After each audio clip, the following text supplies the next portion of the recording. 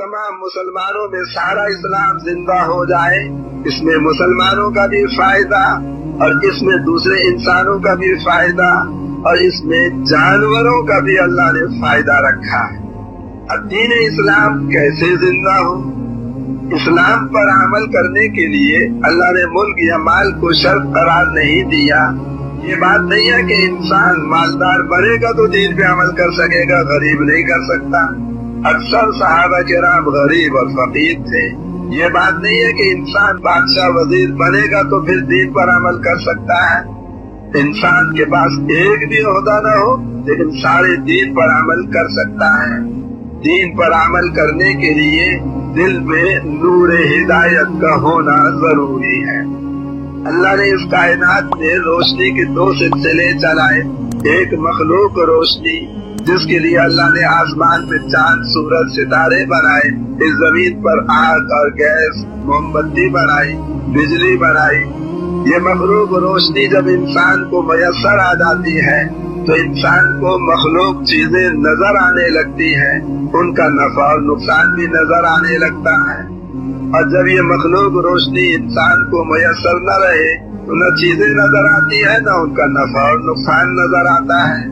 تو اس مخلوق روشنی کو قیامت کے دن اللہ ختم فرما دیں گے، کیونکہ اب مخلوق چیزیں نہ رہی، ان کو دیکھنے کے لیے مخلوق روشنی کی ضرورت نہ رہی۔ اس کے مقابلے میں ایک نور اللہ کا اپنا ہے۔ اللہ نور السماوات والارض، اللہ تعالیٰ کا نور بہت طاقتور، اس کائنات کی کوئی چیز اللہ کے نور کو برداشت نہیں کر سکتی۔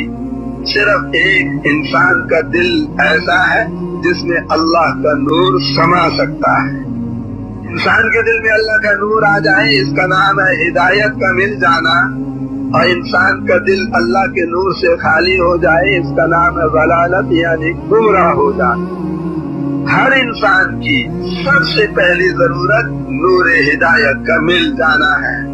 اس لیے قرآن مجید میں اللہ تعالیٰ نے بہت سی دعاؤں کو ذکر فرمایا ہے، لیکن سب سے پہلے اللہ تعالیٰ نے ہدایت کی دعا کو ذکر فرمایا ہے۔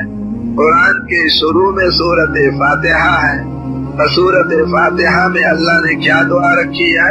اہدنا، اے اللہ تو ہم تمام انسانوں کو ہدایت نصیب فرما۔ یہ دعا جس کے حق میں قبول ہو جائے گی، اس کے حق میں قرآن کی باقی تمام دعائیں بھی قبول ہونے لگ جائے گی، اور جس کے حق میں پہلی دعا قبول نہ ہوئی اور اس کو نور ہدایت نہ ملا، اس کے حق میں قرآن کی باقی دعاؤں میں سے کوئی دعا قبول نہیں ہو۔ ہدایت کا مل جانا ہر انسان کی پہلی ضرورت ہے اور سب سے بڑی ضرورت ہے۔ جس کو نور ہدایت مل گیا، اس کی مرنے کے بعد کی ساری ضرورتیں پوری ہو جائیں گی۔ جسے نور ہدایت نہ ملا، مرنے کے بعد اس کی ایک بھی ضرورت پوری نہیں ہوگی۔ ایسا انسان جس کا دل اللہ کے نور سے خالی ہوگا، ایسا انسان دوزخ میں ڈالا جائے گا، اور دوزخ میں اسے ہزاروں سال گزر جائیں گے، ایک گھونٹ پانی پینے کو نہیں ملے گا۔ لاکھوں سال گزر جائیں گے، ایک لقمہ کھانے کو نصیب نہیں ہوگا۔ کروڑوں سال دوزخ میں گزر جائیں گے، ایک منٹ کا آرام کرنا اسے نصیب نہیں ہوگا۔ اس لیے ہر انسان کی سب سے پہلی ضرورت اور سب سے بڑی ضرورت نور ہدایت کا مل جانا ہے۔ دلوں میں ہدایت کا نور ڈالنا اور دلوں میں سے ہدایت کا نور نکال لینا، یہ ایک اللہ کا کام ہے۔ اللہ ہدایت دینا چاہے تو اللہ تعالیٰ نے فرعون کی بیوی حضرت آسیہ کو ہدایت دے دی، اور اللہ تعالیٰ ہدایت نہ دینا چاہے تو اللہ تعالیٰ نے حضرت نوح علیہ السلام کی بیوی کو ہدایت نہیں دی۔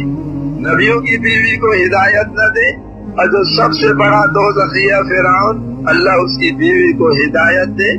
یہ اللہ نے دکھایا کہ ہدایت دینا نہ دینا اللہ کا کام ہے۔ اللہ تعالیٰ نے اس دنیا کو دارالاسباب بنایا، کرنے والی ذات اللہ کی ہے، لیکن اللہ نے ہر چیز کے لیے کوئی نہ کوئی سبب مقرر فرمایا۔ تو اللہ نے انسانوں کو ہدایت دینے کے لیے نبیوں کی محنت کو سبب بنایا. کسے سبب بنایا بھائی؟ نبیوں کی محنت کو اللہ نے سبب بنایا.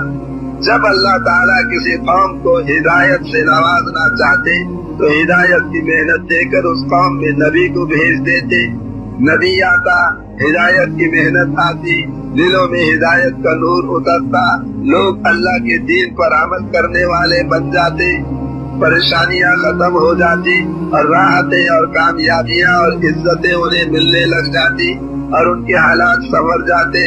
نبی چلا جاتا، ہدایت کی محنت بھی چلی جاتی، دلوں میں سے ہدایت نکلنے لگتی. اللہ اسے قوم میں دوسرا نبی بھیج دیا کرتے. کلما ہلک نبی خلفہ نبی. ایک نبی چلا جاتا ہے قوم میں سے تو اللہ تعالیٰ اسے قوم میں دوسرا نبی بھیج دیا کرتے. ہر قوم کا الگ الگ نبی ہوتا.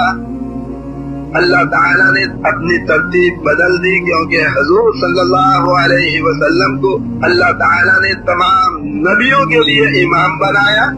آپ کو تمام نبیوں کے لیے نبی بنایا اور اللہ نے آپ کو تمام نبیوں کا سردار بنایا.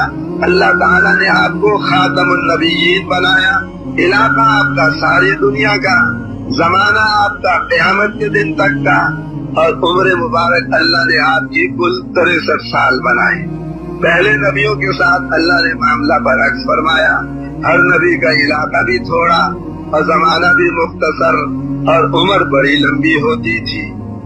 اور قیامت کے دن اللہ تعالیٰ نبیوں کو اور قسم کا نور دیں گے اور امتوں کو اور قسم کا نور دیں گے، لیکن حضور صلی اللہ علیہ وسلم کی امت کو اللہ تعالیٰ دوسری امتوں والا نور نہیں دیں گے. قیامت کے دن اس امت کو اللہ تعالیٰ نبیوں والا نور عطا فرمائے.